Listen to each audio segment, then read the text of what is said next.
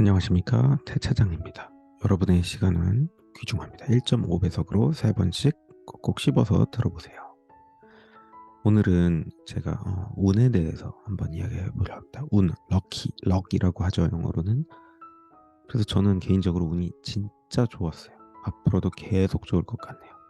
살면서 꾸준히 운이 좋았기 때문에 저는 이런 특유의 자신감이 존재합니다. 저보다 운 좋은 사람은 없다고 사실 믿고 있어요. 오늘은 이런 운, 특히 운이 좋은 사람에 대해서 왜 그들이 운이 좋은가에 대해서 좀 나누어 보려고 합니다. 그리고 반대편 끝에 서 있는 아주 운이 더럽게 없는 사람과도 한번 비교해 볼게요. 이 두 가지 운의 양극성은 저와 여러분들 모두에게 항상 약간은 쏜살같이 일어나죠. 그래서 한번 이야기를 해볼게요. 어떤 청년 A가 저한테 사연을 보내주셨는데 20대 초중반이시래요. 근데 이제 막 학교를 벗어나서 취업 준비를 하고 있었습니다.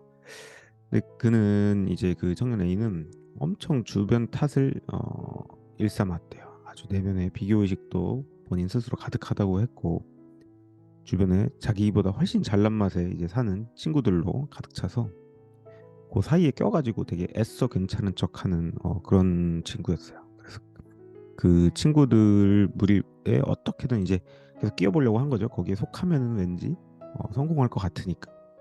근데 그게 아니었다는 거죠. 근데 여러모로 이제 본인은 실력도 안 되고 뭐 외모도 이렇게 잘생기지도 않고 뭐 말주변도 그닥 없어서 어버버됐다고 합니다. 그리고 이 청년의 친구들은 거의 다 이제 부잣집이었대요. 강남 뭐 이런 쪽 가까운 집에서 이제 그런 동네에서 자라났고 여름이면 친구들은 이제 모두 이제 부모님 빨 낙하산 이런 명목으로 뭐 인턴십이나 이런 것들은 아주 그냥 뭐 서류만 내면 다 합격하면서 막 스펙을 쌓아갔대요. 근데 이 청년은 이제 그런 낙하산이라는 게 있는 줄도 몰랐고 아주 정직하게 서류를 보지도 않을 그런 담당자들한테 보내서 직접 면접을 보고 싶다고 어필을 계속 했는데 당연히 그런 외국계 회사들은 특히 이제 CR도 먹히지 않았죠.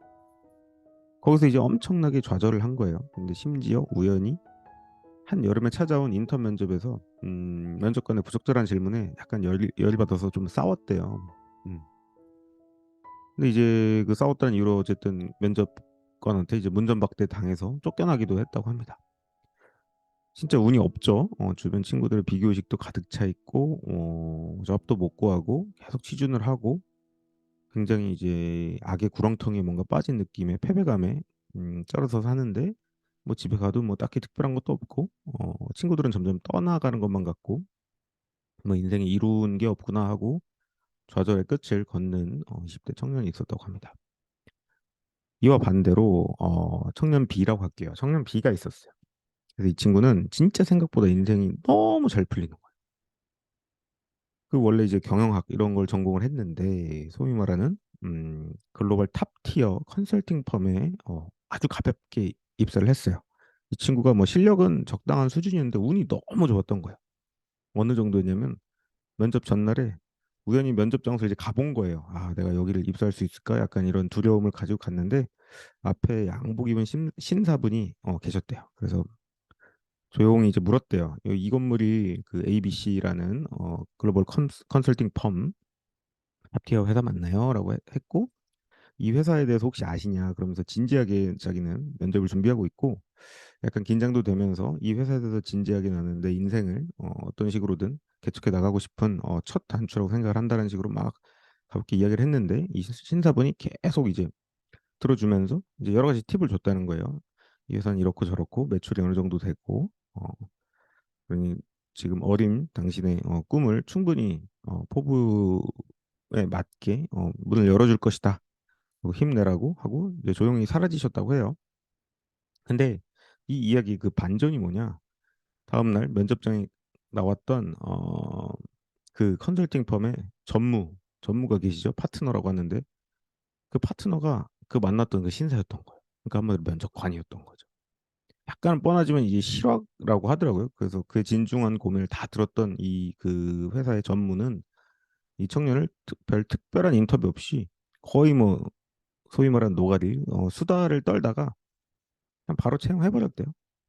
그 실력이 그냥 고만고만 뭐 어느 정도는 됐는데 그 막 엄청나게 뛰어나고 막 완전 천재과는 전혀 아니었는데 그냥 또 이거 우연히 운 좋게 이렇게 앞에서 살짝 담소를 나누던 분이 그 입사하고자 하는 팀의 전무님이었던 거죠.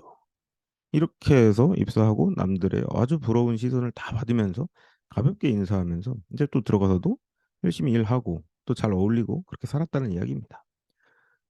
이 청년 A랑 B랑 약간 눈치를 채셨나요? 사실은 한 사람 이야기예요. 예, 청년 A는 20대 모습, 근데 청년 B는 뭐 20대 후반, 아까 A는 20대 초중반이라면, 근데 이 여기서 한 번 더 반전은 사실은 이게 제 이야기입니다. 아셨는지 모르겠어요. 청년 A는 제 약간 학창 시절, 대학교 한 3학년 때, 2학년 때 이야기입니다. 진짜 그랬고요. 그리고 청년 B는 제가 뉴욕에 취직했던 당시에 실화이자 일화입니다. 어쩌면 운의 극명한 차이는 얼마나 낯선 곳이나 내가 잘 모르는 영역을 계속 두들기고 시도하는 것인 것 같습니다.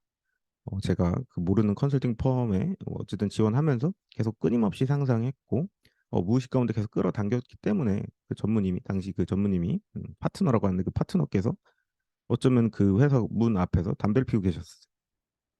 거기서 나는 그 이야기가 도화선이 돼서 제가 뉴욕에 취직을 할지 누가 알았겠습니까? 정말로요. 어쩌면 여러분들은 사업가 인생의 성장 또는 성공을 모두 꿈꾸고 경제적 자유 뭐 이런 거 다 꿈꾸시잖아요. 뭐 신체적 자유, 정신의 자유.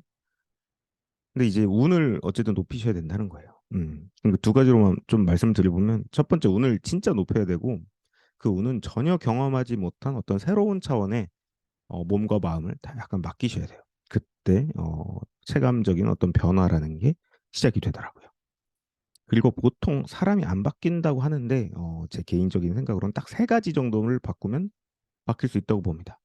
물론 이제 마음가짐이나 이런 건 기본이겠지만 좀 더 실행력 관점에서 보면 첫 번째 시간을 바꾸자. 시간을 내가 어느 곳에 어떤 시간을 얼마나 쓰는가를 이제 알아야 되겠죠. 두 번째 내가 거주하고 있고 내가 일하는 내가 독서를 하는 어떤 공간 장소를 바꾸셔야 됩니다. 내 공간과 장소가 지금 방청소가 안 돼 있다 하면은 깨끗하게 치우고 마음을 계속 새롭게 할 수 있는 어떤 그런 단절된 공간 이런 곳이 없으면 당장 구하셔야 되겠죠. 독서실이라도 끊어서. 세 번째는 더 중요한 이제 만나는 사람입니다.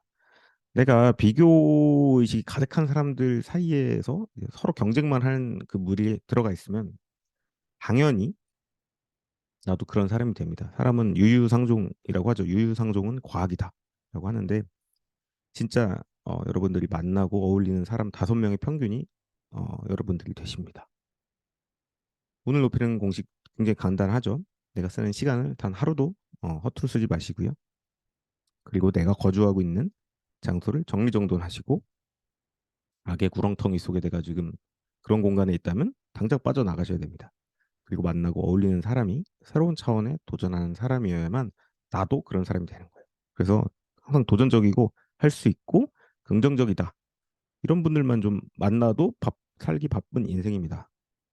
그러면 운이 좋아질 수밖에 없는 행운으로 가득 찬 여러분들이 되실 거라고 저는 생각합니다. 운이 좋으면 당연히 오토매티컬리 자동으로 성공할 확률값이 높아지겠죠. 어떠신가요? 운을 높이는 선택을 매일 하시겠습니까? 아니면 그냥 그저 그렇게 남들 꽁무니 따라가면서 불만족스럽고 불쾌한 감정과 운도 지질이 없는 삶을 사시겠습니까? 기억하십시오. 시간을 바꾸고 장소를 바꾸고 내가 만나는 사람을 바꾸면 인생이 바뀐다. 이 세 가지만 바꾸면 반드시 바뀝니다.